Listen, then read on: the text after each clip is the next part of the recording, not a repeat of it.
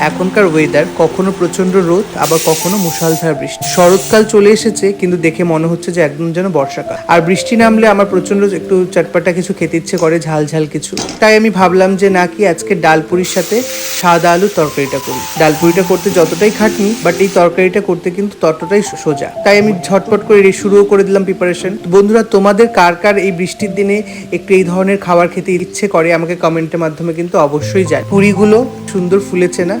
প্রিপারেশনটাও কিন্তু কমপ্লিট হয়ে গেল আমাদের। আর আমি কিন্তু খুব সুন্দর করে একটা লোহার কড়াইতে এটা কিন্তু ভেজে নিই। তোমরা বন্ধুরা লোহার কড়াইতে সবসময় পুরি এসব ভাজবে, দেখবে খুব সুন্দর ফোলে কিন্তু। আর এদিকে কিন্তু আমার তরকারিটাও কমপ্লিট হয়ে গেল। এবার হচ্ছে টেস্ট করার পালা। আমি জানি এটা খুব সুস্বাদু হবে। আর সবকিছু রেডি হয়ে গেল, এখন সার্ভ করলাম। সার্ভ করে এটা সুদীপ্তকেই প্রথমে টেস্ট করতে দিলাম। আর তোমরাও বন্ধুরা অবশ্যই জানিও বাড়িতে বানিয়ে এটা যে খেতে কেমন হয়েছে। আশা করবো তোমাদেরও ভালো লাগবে। ওর তো খুব ভালোই লেগেছে। আজকের ভিডিওটা এতটুকুই থাকলো, তোমাদের সাথে দেখা হবে নেক্সট ভিডিওতে।